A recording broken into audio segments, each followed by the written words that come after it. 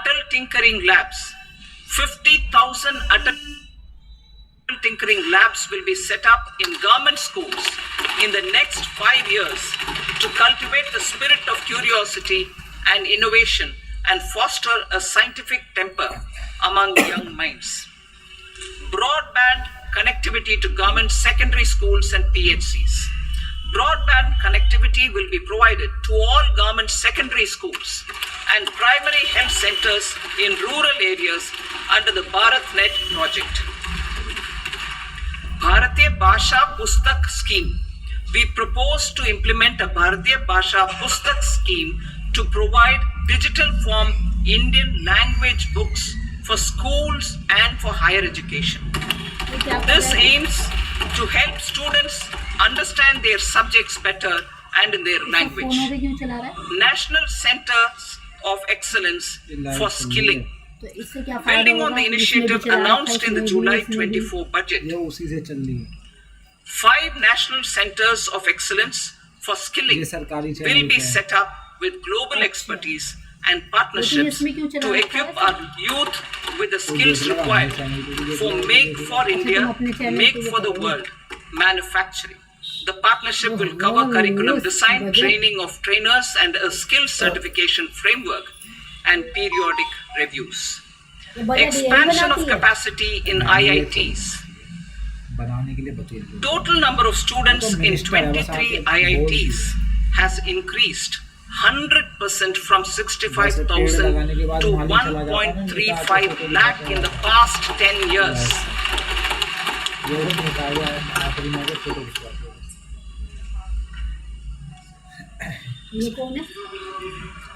Additional infrastructure will be created in the 5 IITs started after 2014 to facilitate education for 6,500 more students.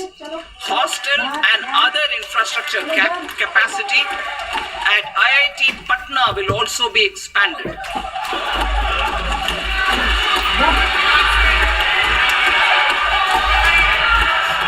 Center of Excellence.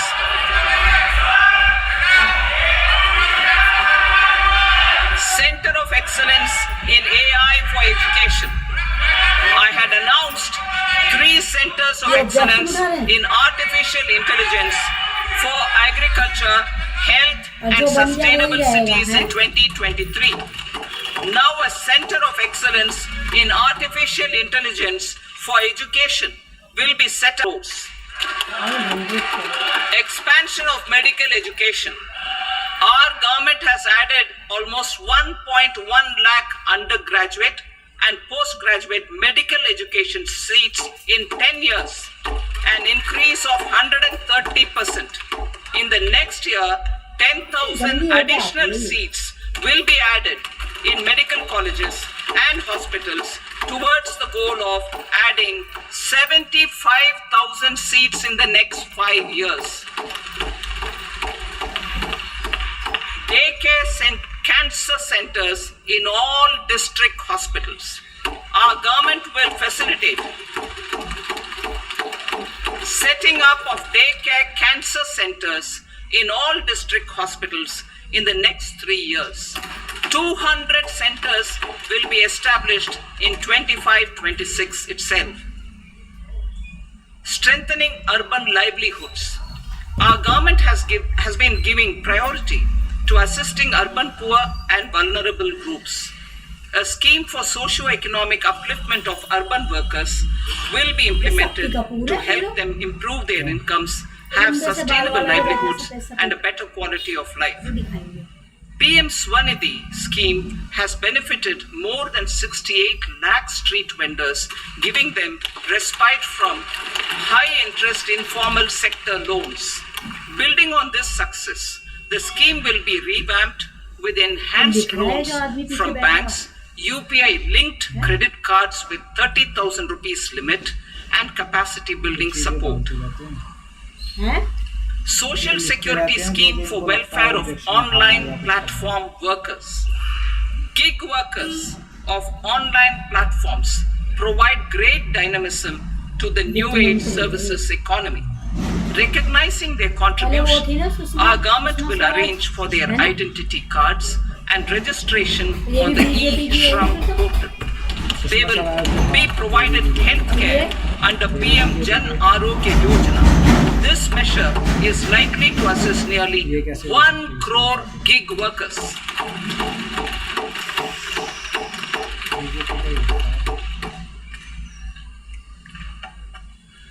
Investing in the economy. Public-private partnership in infrastructure. Each infrastructure-related ministry will come up with a 3-year pipeline of projects that can be implemented in PPP mode. States will also be encouraged to do so and can seek support from the India Infrastructure Project Development Fund, which is a scheme to prepare PPP proposals. Support to states for infrastructure. An outlay of 1.5 lakh crore is proposed for the 50-year interest-free loans to states for capital expenditure and incentives for reforms. Building on the success of the first asset monetization plan announced in 2021, the second plan for 2025 to 30 will be launched to plow back capital of 10 lakh crore in new projects. Regulatory and fiscal measures will be fine-tuned to support the plan. Jal Jeevan Mission. Since 2019, 15 crore households representing 80% of India's rural population have been provided access to portable tap water connections. To achieve 100% coverage, I am pleased to announce the extension of this mission until 2028 with an enhanced total outlay. The mission's focus will be on the quality of infrastructure and O&M of rural piped water supply schemes through Jan Bhagidari. A separate MOU or separate MOUs will be signed with the states and union territories to ensure sustainability and citizen-centric water services delivery. Urban sector reforms. Building on the July budget proposals, urban sector reforms related to governance, municipal services, urban land and planning will be incentivized. Urban Challenge Fund.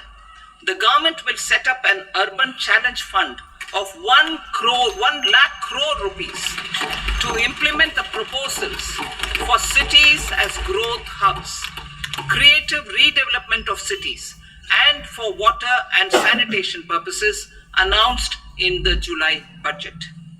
This fund will finance up to 25% of the cost of bankable projects, with a stipulation that at least 50% of the cost is funded from bonds, bank loans and PPPs. An allocation of 10,000 crore is proposed in 2025-26. Power sector reforms. We will incentivize electricity distribution reforms and augmentation of intra-state transmission capacity by states. This will improve financial health and capacity of electricity companies. Additional borrowing of 0.5% of GSDP will be allowed to states contingent on these reforms. Nuclear energy mission for Vikasit Bharat. Development of at least 100 gigawatt of nuclear energy by 2047 is essential for our energy transition efforts. For an active partnership with the private sector towards this goal, amendments to the Atomic Energy Act and the Civil Liability for Nuclear Damage Act will be taken up. A nuclear energy mission for research and development of small modular reactors with an outlay of 20,000 crore will be set up. At least 5 indigenously developed small modular reactors operationalized by 2033.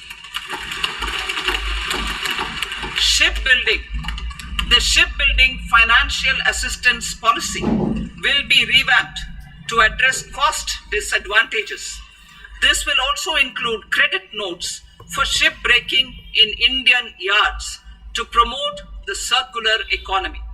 Large ships above a specified size will be included in the infrastructure harmonized master list. Shipbuilding clusters will be facilitated to increase the range, categories, and capacity of ships. This will include additional infrastructure, facilities, skilling, and technology to develop the entire ecosystem. Maritime Development Fund for long-term financing for the maritime industry. A maritime development fund with a corpus of 25,000 crore rupees will be set up. This will be for distributed support and promoting competition. This will have up to 49% contribution by the government, and the balance will be mobilized from ports and from private sector. UDAN regional connectivity schemes. UDAN has enabled 1.5 crore middle class people to meet their aspirations for speedier travel. The scheme has connected 88 ports, airports, and operationalized 619 routes. Inspired by that success, a modified UDAN scheme will be launched to enhance regional connectivity to 120 new destinations and carry 4 crore passengers in the next 10 years. 4 crore additional passengers in the next 10 years. The scheme will also support helipads and smaller airports in hilly, aspirational and northeast regional districts. Greenfield airports will be facilitated in Bihar to meet the future needs of the state.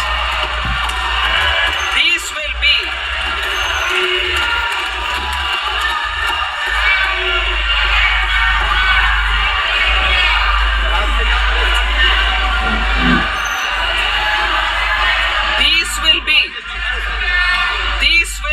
in addition to the expansion of the capacity of Patna Airport and a brownfield airport in Beta. Western Kosi Canal project in Mithilanchal. Financial support will be provided for Western Kosi Canal ERM project, benefiting a large number of farmers, cultivating over 50,000 hectares of land in the Mithila region of Bihar. Mining sector reforms. Mining sector reforms, including those for minor minerals, will be encouraged through sharing of best practices and institutions of a state mining index. A policy for recovery of critical minerals from tailings will be brought out. Under the special window for affordable and mid-income housing, SWAMI, 50,000 dwelling units in stressed housing projects have been completed and keys handed over to home buyers. Another 40,000 units will be completed in 2025, further helping middle-class families who are paying EMIs on loans taken for apartments while also paying rent for their current dwellings. Building on this success, Swami Fund 2 will be established as a blended finance facility with contribution from the government, banks and private investors. This fund of 15,000 crore rupees will aim for expeditious completion of another 1 lakh units. PM Gati Shakti data for private sector. For furthering PPPs and assisting the private sector in project planning, access to relevant data and maps from the PM Gati Shakti portal will be provided. Tourism for employment-led growth. Top 50 tourist destination sites in the country will be developed in partnership with states through a challenge mode. Land for building key infrastructure will have to be provided by the states. Hotels in these destinations will be included in the infrastructure harmonized list. The following measures will be taken for facilitating employment-led growth. Organizing intensive skill development programs for our youth, including in institutes of hospitality management. Providing mudra loans for homestays.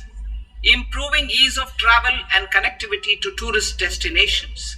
Providing performance-linked incentives to states for effective destination management, including tourist amenities, cleanliness, and marketing efforts. And introducing streamlined e-visa facilities along with visa fee waivers for certain tourist groups.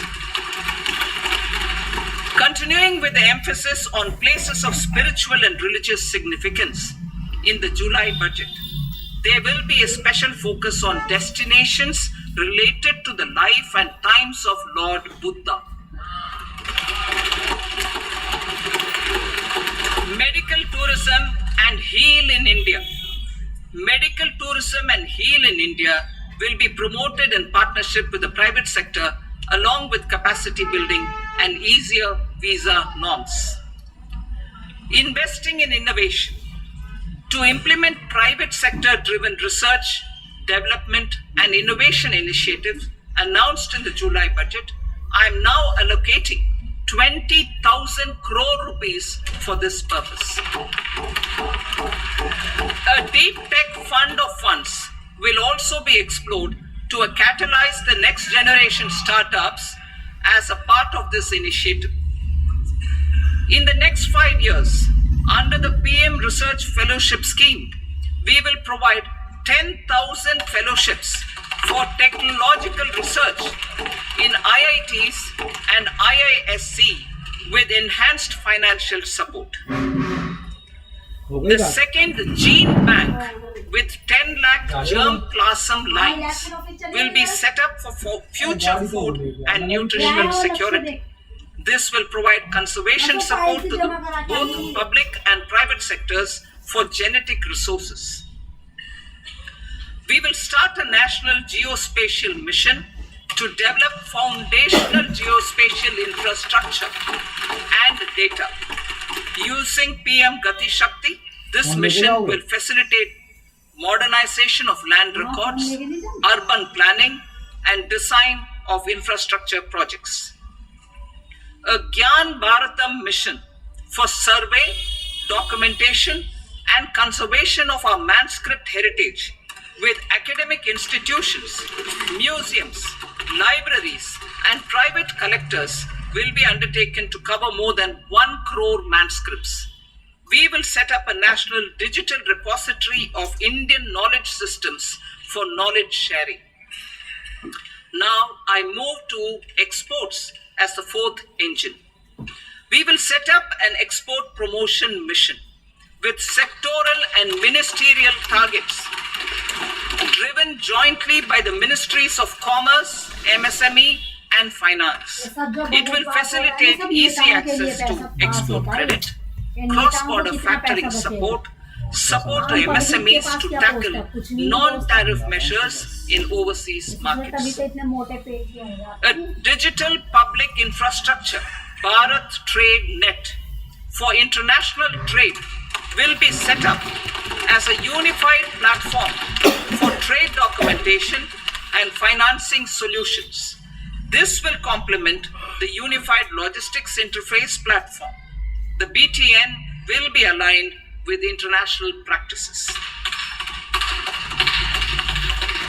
Support will be provided to develop domestic manufacturing capacities for our economy's integration with global supply chains.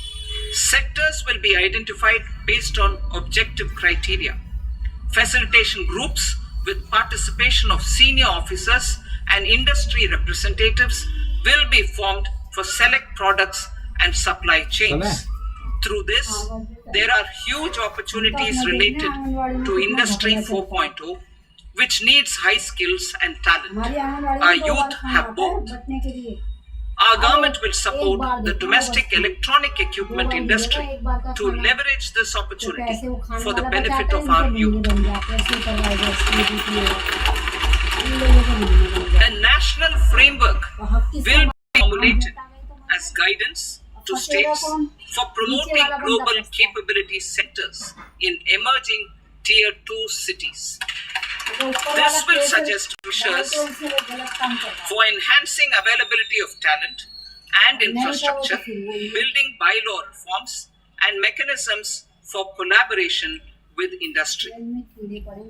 Our government will facilitate upgradation of infrastructure and warehousing for air cargo, including high-value perishable horticultural produce. Cargo screening and customs protocol will be streamlined and made user-friendly. Reforms as the fuel.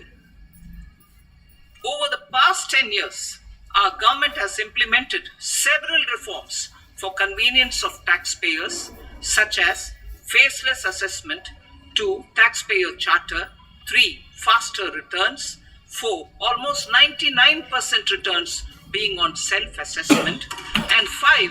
Vivad se Vishwas scheme.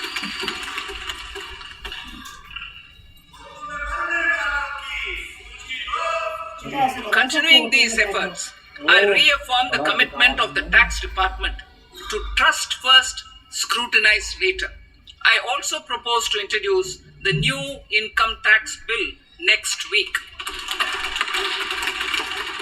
I will detail the indirect tax reforms and changes in direct taxes in Part B. Financial sector reforms. The FDI limit for the insurance sector will be raised from 74 to 100%. This enhanced limit will be available for those companies which invest the entire premium in India. The current guardrails and conditionalities associated with foreign investment will be reviewed and simplified. The services of India Post Payment Bank will be deepened and expanded in rural areas. NABFID will set up a partial credit enhancement facility for corporate bonds for infrastructure.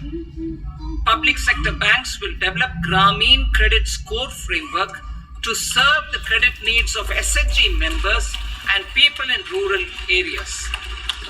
A forum for regulatory coordination and development of pension products will be set up. To implement the earlier announcement on simplifying the KYC processes, the revamped Central KYC Registry will be rolled out in 2025. We will also implement a streamlined system for periodic updating.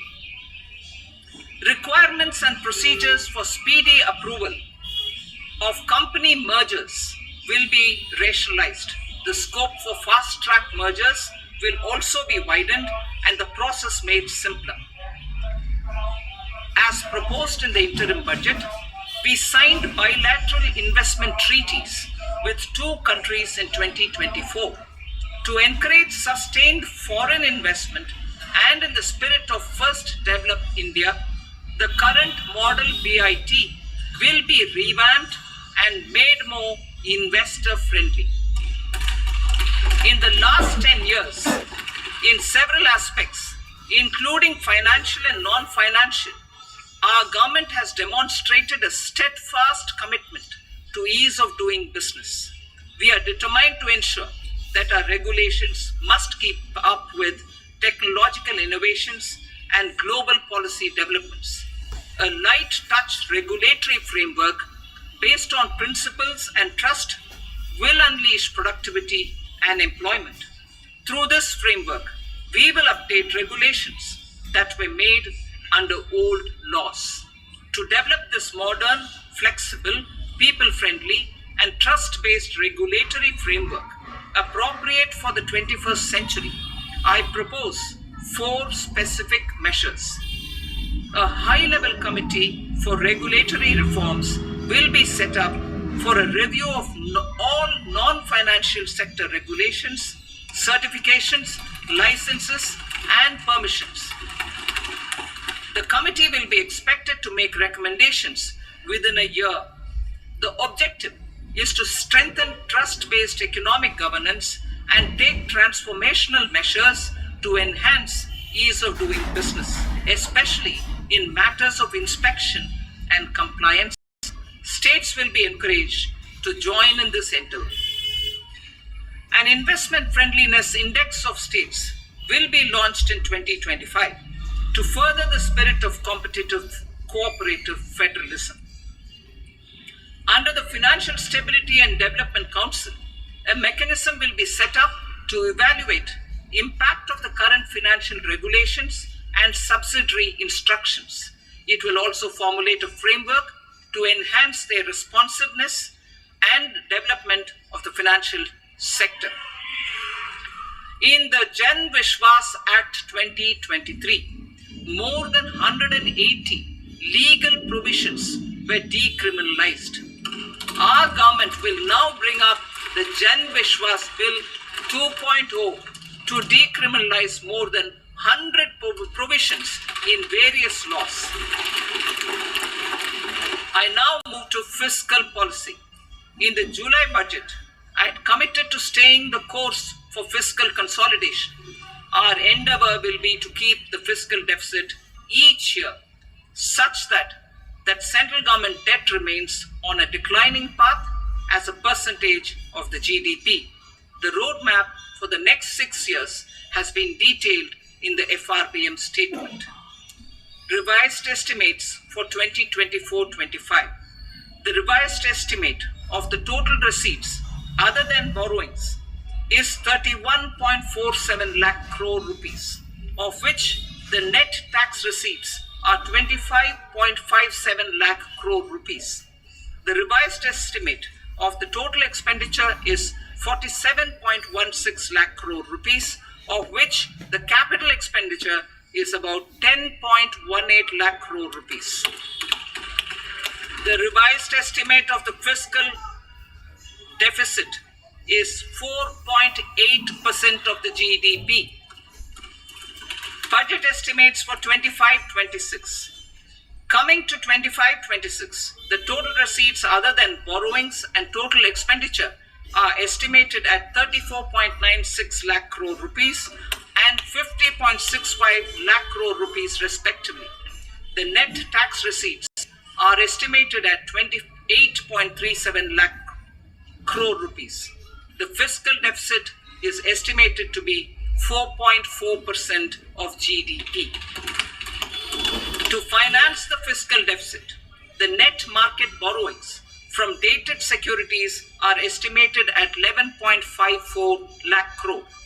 The balance financing is expected to come from small savings and other sources. The gross market borrowings are estimated at 14.82 lakh crore rupees. I will now move to Part B. Indirect taxes. My proposals relating to customs aim to rationalize tariff structure and address duty inversion. These will also support domestic manufacturing and value addition, promote exports, facilitate trade, and provide relief to common people. Rationalization of customs tariff structure for industrial goods. As a part of comprehensive review of customs rate structure announced in July 2024 budget, I propose to 1. Remove 7 tariff rates. This is over and above the 7 tariff rates removed in 23-24 budget. After this, there will be only 8 remaining tariff rates, including 0 rate. 2. Apply appropriate cess to broadly maintain effective duty incidence, except on a few items where such incidence will reduce marginally. 3. Levy not more than 1 cess or surcharge. Therefore, I propose to exempt social welfare surcharge on 82 tariff lines that are subject to a cess. I shall now take up sector-specific proposals.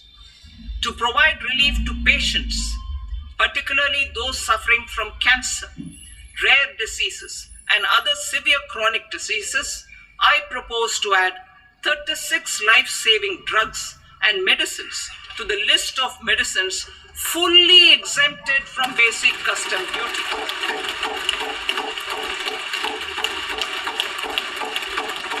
I also propose to add 6 life-saving medicines to the list attracting concessional custom duty of 5%.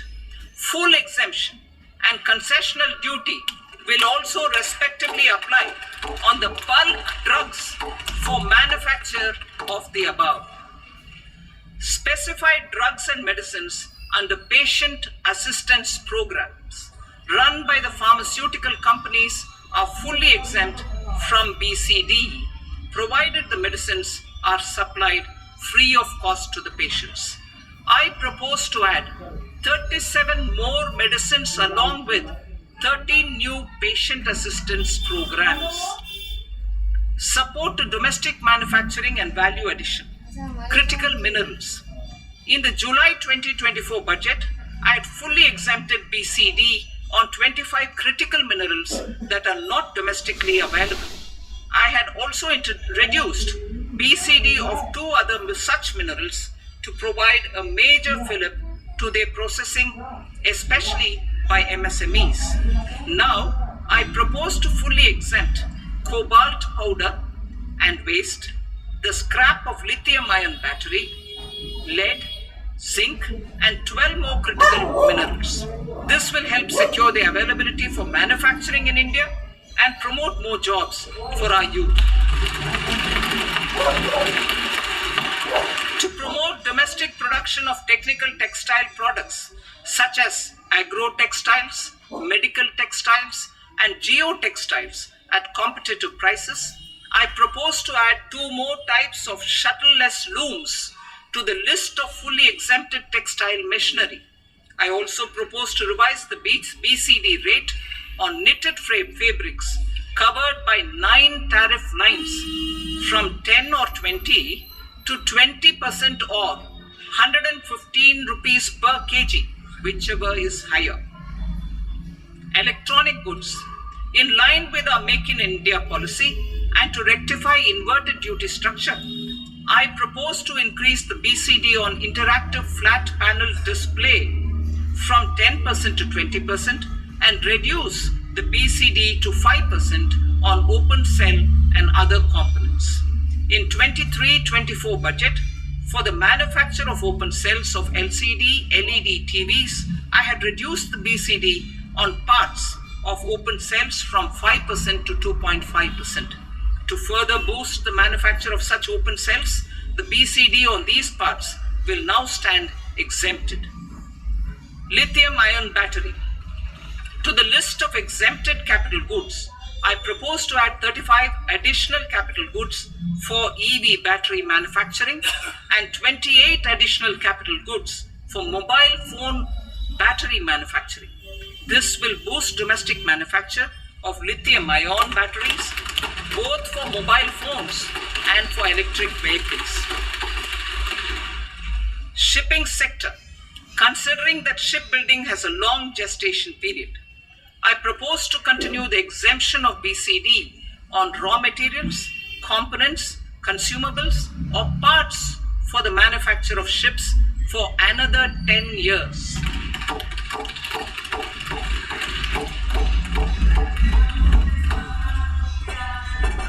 I also propose the same dispensation for shipbreaking to make it more competitive. Telecommunication. To prevent classification disputes, I propose to reduce the BCD from 20% to 10% on carrier-grade Ethernet switches to make it at par with non-carrier-grade Ethernet switches. Export promotion. To facilitate exports of handicrafts, I propose to extend the time period for export from 6 months to 1 year, further extendable by another 3 months if required. I also propose to add 9 items to the list of duty-free inputs. Leather sector. I propose to fully exempt BCD on wet blue leather to facilitate imports for domestic value addition and employment. I also propose to exempt crust leather from 20% export duty to facilitate exports by small tanners. Marine products. To enhance India's competitiveness in the global seafood market, I propose to reduce BCD from 30% to 5% on frozen fish-based surimi for manufacture and export of its analog products. I also propose to reduce BCD from 15% to 5% on fish hydrolysates for manufacture of fish and shrimp feed. In July 2024 budget, to promote development of domestic MROs for aircraft and ships, I had extended the time limit for export of foreign origin goods that were imported for repairs from 6 months to 1 year and further extendable by 1 year. I now propose to extend the same dispensation for railway goods. Time limit for provisional assessment. Presently, the Customs Act 1962 does not provide any time limit to finalize provisional assessments, leading to uncertainty and cost to trade. As a measure of promoting ease of doing business, I propose to fix a time limit of 2 years, extendable by a year, for finalizing the provisional assessment. I propose to introduce a new provision that will enable importers or exporters, after clearance of goods, to voluntarily declare material facts and pay duty with interest but without penalty. This will incentivize voluntary compliance. However, this will not apply in cases where department has already initiated audit or investigation proceedings. For industry to better plan their imports, I propose to extend the time limit for the end use of imported inputs in the relevant rules from 6 months to 1 year. This will provide operational flexibility in view of cost and uncertainty of supply. Further, such importers will now have to file only quarterly statements instead of a monthly statement.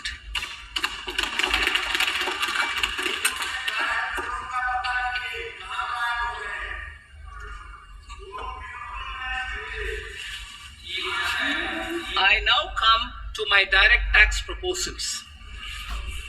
In Part A, I have briefly underlined taxation reforms as one of key reforms to realize our vision of Vikasit Bharat. In respect of criminal law, our government had earlier ushered in Bharatiya Nyaya Sanhita, replacing Bharatiya Danda Sanhita. I am happy to inform this August House and the country that for new income tax bill will carry forward the same spirit of Nyaya in its drafting as well. The new bill will be clear and direct in text, with close to half of the present law in terms of both chapters and words. It will be simple to understand for taxpayers and tax administrators, leading to tax certainty and reduced litigation.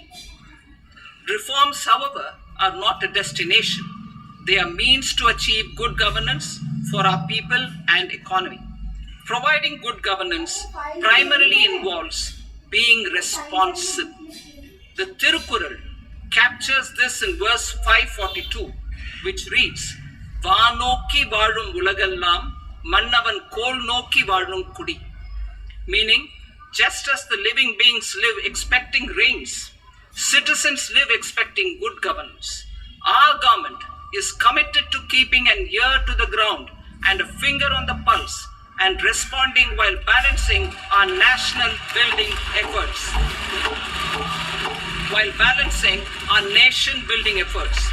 The following measures will detail just how our government will, under the guidance of PM Modi, has taken steps to understand and address.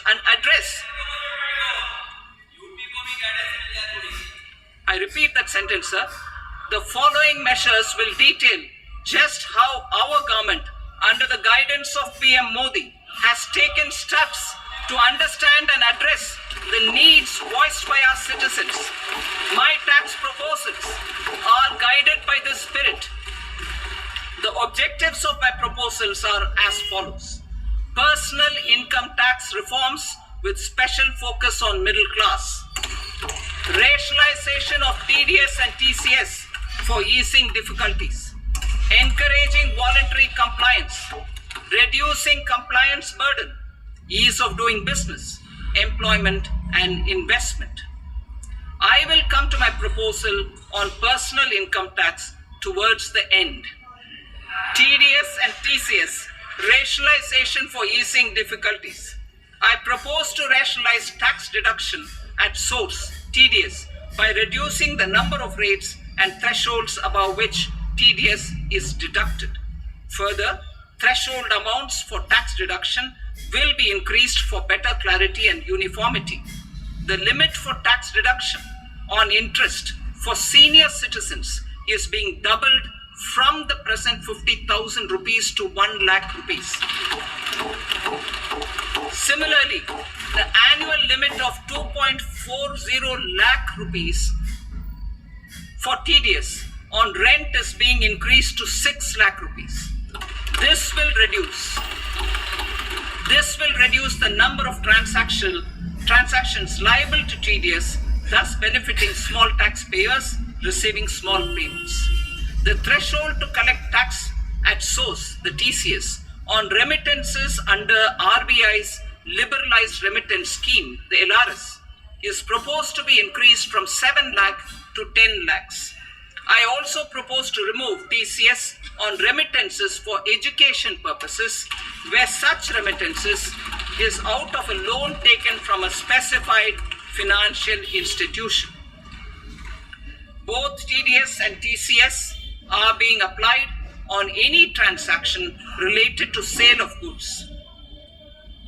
To prevent such compliance difficulties, I propose to omit the TCS. I also propose that the provisions of the higher TDS deduction will now apply only in non-PAN cases. In July 2024, the delay for payment of TDS up to the due date of filing statement was decriminalized. I propose to provide the same relaxation to TCS provisions as well. The government under the leadership of Prime Minister Modi believes in Sabka Saath, Sabka Vikas, Sabka Vishwas and Sabka Prayas. In line with this, we brought in updated return facility in 2022 for voluntary compliance by taxpayers who had omitted to report their correct income. Our trust in taxpayers was proved right. Nearly 90 lakh taxpayers voluntarily updated their incomes by paying additional tax. Taking this trust further, I now propose to extend the time limit to file updated returns for any assessment year from the current limit of 2 years to 4 years. I propose to reduce the compliance burden for small charitable trusts and institutions by increasing their period of registration from 5 years to 10 years. It is also proposed that disproportionate consequences do not arise for minor defaults such as incomplete applications filed by charitable entities. Presently, taxpayers can claim the annual value of self-occupied properties as nil only on the fulfillment of certain conditions. Considering the difficulties faced by taxpayers, it is proposed to allow the benefit of 2 such self-occupied properties without any condition. To To streamline the process of transfer pricing and to provide an alternative to yearly examination, I propose to introduce a scheme for determining arm's length price of international transaction for a block period of 3 years.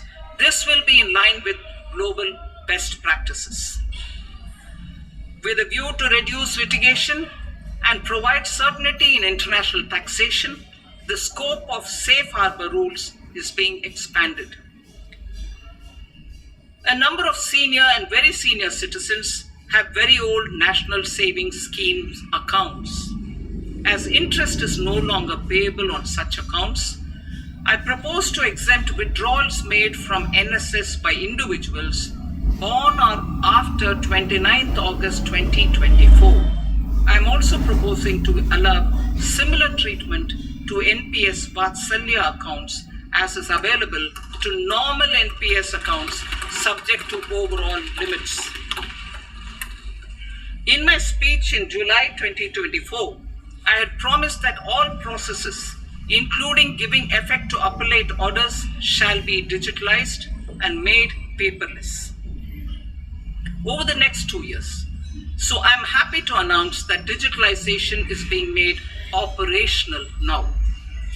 In July 2024, we brought in the Vivad Se Vishwas scheme to resolve income tax disputes pending in appeal. The scheme has received a great response, with nearly 33,000 taxpayers having availed of the scheme to settle their disputes. I have a few proposals to promote investment and employment. It is proposed to provide a presumptive taxation regime for non-residents who provide services to a resident company that is establishing or operating an electronics manufacturing facility. I further propose to introduce a safe harbor for tax certainty for non-residents who store components for supply to specified electronics manufacturing units. Presently, the tonnage tax scheme is available only to sea-going ships.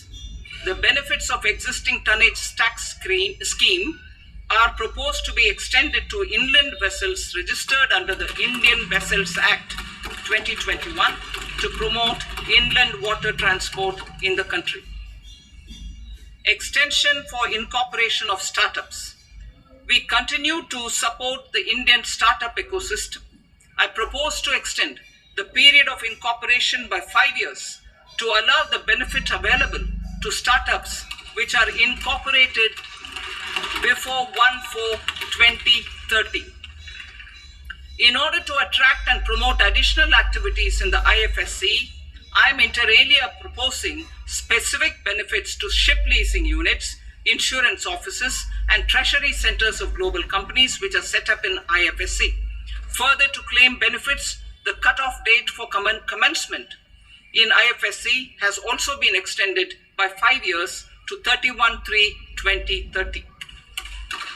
Category 1 and Category 2 AIFs are undertaking investments in infrastructure and other such sectors. I propose to provide certainty of taxation to these entities on the gains from securities.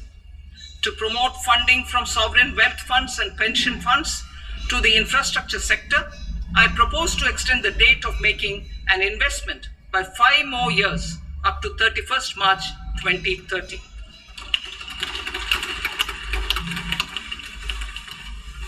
Personal income tax reforms with special focus on middle class.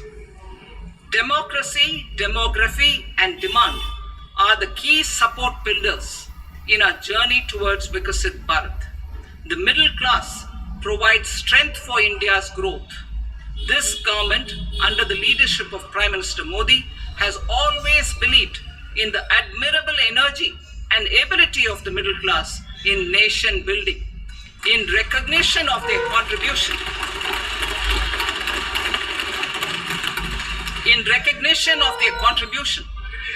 we have periodically reduced their tax burden. Right after 2014, the nil tax slab was raised to 2.5 lakhs of rupees, which was further raised to 5 lakh rupees in 2019. and to 7 lakh rupees in 2023. This is reflective of our government's trust on the middle class taxpayers. I am now happy to announce that there will be no income tax payable up to income of 12 lakh rupees.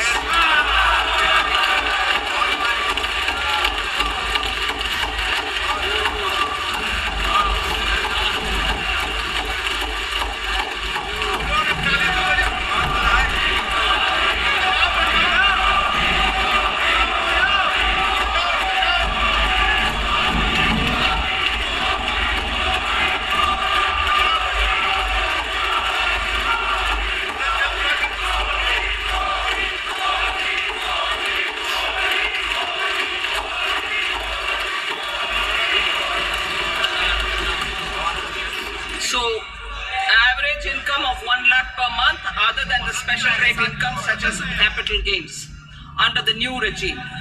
This limit will be 12.75 lakh for salaried taxpayers due to the standard deduction of 75,000.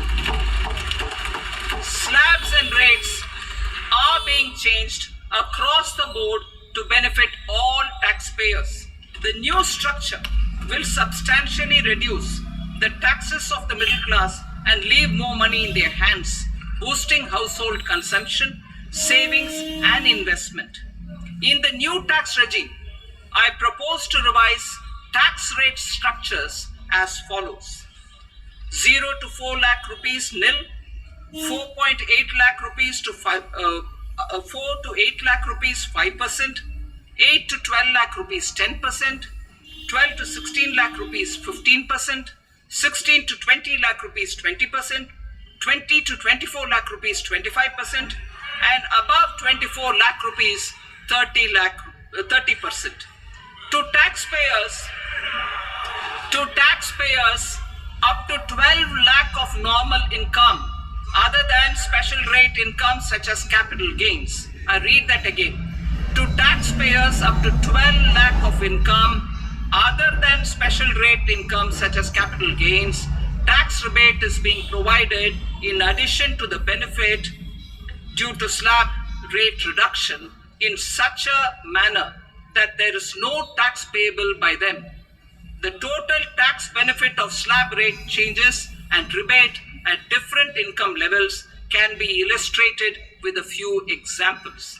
A taxpayer in the new regime with an income of 12 lakh rupees will get a benefit of 80,000 rupees in tax, which is 100% of tax payable as per the existing rates. A person having income of 18 lakh rupees will get a benefit of 70,000 rupees in tax, that is 30% of tax payable as per existing rates. A person with an income of 25 lakh gets a benefit of 1,10,000 rupees, that is 25% of his tax payable as per existing rates. Details of my tax proposals are given in the annexure. As a result of these proposals, Honorable Speaker, sir, revenue of about 1 lakh crore in direct taxes and 2,600 crores in indirect taxes will be foregone. Mr. Speaker, sir, with this, I commend the budget to this august House.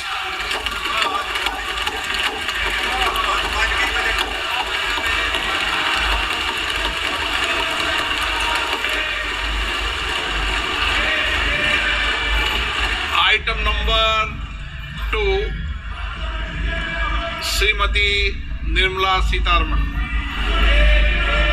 Sir, with your permission, I rise to lay on the table the following statements under Section 3(1) of the Fiscal Responsibility and Budget Management Act 2003, Medium-Term Fiscal Policy cum Fiscal Policy Strategy Statement and Macroeconomic Framework Statement.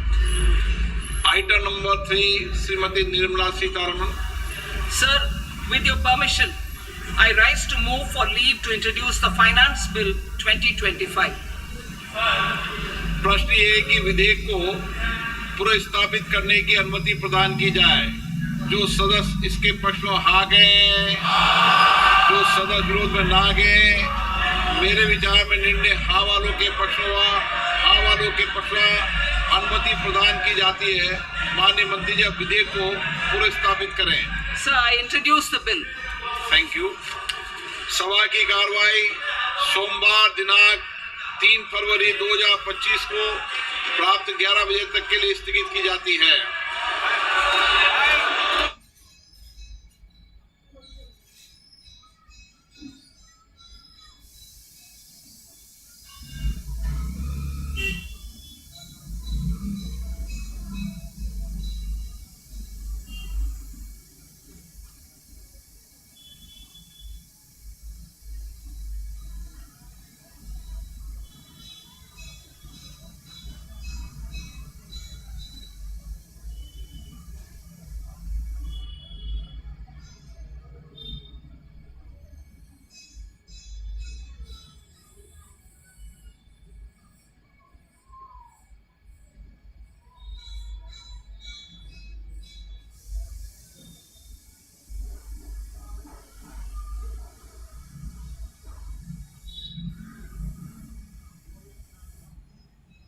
स्वर्णिम दिल्ली बनाने के लिए 5 फरवरी को कमल का button दबाएं, भाजपा को जिताएं। Study IQ IAS, अब तैयारी हुई अफोर्डेबल।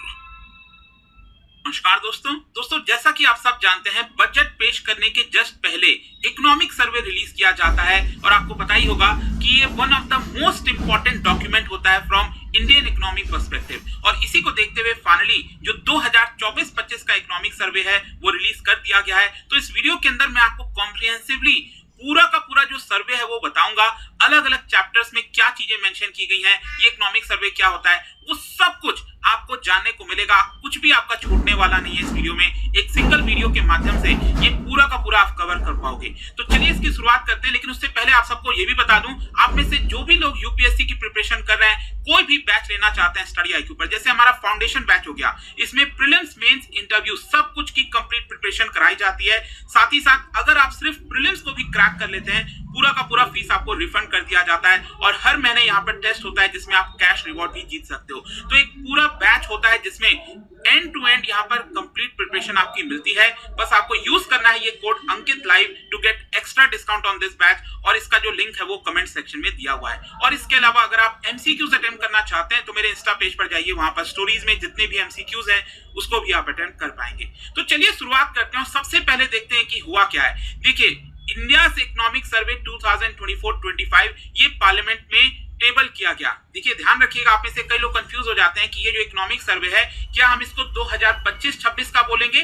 नहीं, ये होता है आपका जो हमारा करंट फाइनेंशियल ईयर चल रहा है इस समय, जैसे 2024-25 1 अप्रैल 2024 से लेकर 31 मार्च 2025 तक। तो ये पूरे वित्तीय वर्ष में क्या क्या चीजें हुई उसके बारे में ये इकोनॉमिक सर्वे बताता है। और इसका जो कवर पेज है ये देख सकते हैं कि ये कवर पेज भी काफी मायने रखता है कि इसमें क्या क्या चीजें रखी गई हैं। तो जैसा कि आप देख सकते हो उसमें कई सारे सिंबल्स बनाए गए हैं, चाहे वो एग्रीकल्चर से रिलेटेड हो, सर्विसेज हो गया, इंडस्ट्रीज हो गया, एनर्जी हो गया, तो सब कुछ आपको इसके अंदर हाईलाइट देखने को मिलेगा। और ध्यान रखिएगा, ये जो पूरा इकोनॉमिक सर्वे होता है वो पहले फाइनेंस मिनिस्टर जो यूनियन बजट के जस्ट पहले पार्लियामेंट में पेश करती हैं, वहां पर इसको टेबल करती हैं और तब जाकर ये पब्लिक में रिलीज होता है। तो अब क्वेश्चन पहला यही है कि ये इकोनॉमिक सर्वे है क्या? जैसे कि इसके नाम से आप समझ पाओगे, एक डिटेल रिपोर्ट होती है हमारे देश की अर्थव्यवस्था के बारे में। मतलब ये हमारा जो फाइनेंशियल ईयर चल रहा है 2024 से 25 के बीच तक, तो उसके बारे में पूरी की पूरी जानकारी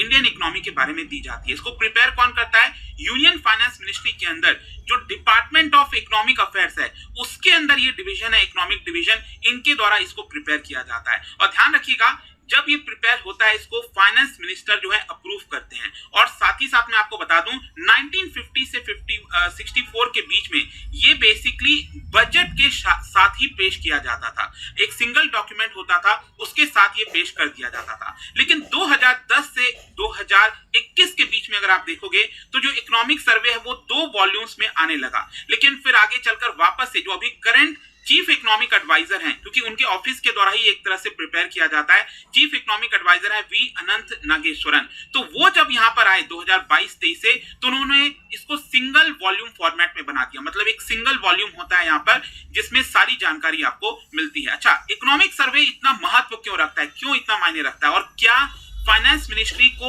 ये मानना पड़ता है? अगर इकोनॉमिक सर्वे में कुछ भी लिखा हुआ है, जितनी भी चीजें रिकमेंडेशंस दी गई हैं, क्या वो कंपलसरी फाइनेंस मिनिस्ट्री को माननी पड़ेंगी? ऐसा नहीं है। ये बेसिकली एक प्रकार का असेसमेंट होता है और रिकमेंडेशन होता है, जो कि अगर फाइनेंस मिनिस्ट्री चाहे तो ले सकती है या फिर चाहे तो रिजेक्ट कर सकती है। लेकिन क्योंकि ये सब सरकार का ही हिस्सा होते हैं, तो ज्यादातर चीजों को इंप्लीमेंट करने की कोशिश की जाती है। एंड दैट इज वाई इसका इतना महत्व हो जाता है, क्योंकि बजट के पहले आपको पूरी देश की अर्थव्यवस्था के बारे में पता चलता है कि इस समय किस हालात से हमारी देश की अर्थव्यवस्था गुजर रही है। अब मैं आता हूं इस सर्वे के ऊपर, और जैसा कि अगर आप देखोगे तो यहाँ पर जो अलग अलग चैप्टर्स हैं वो सर्वे के बारे में दिए हुए हैं। जैसे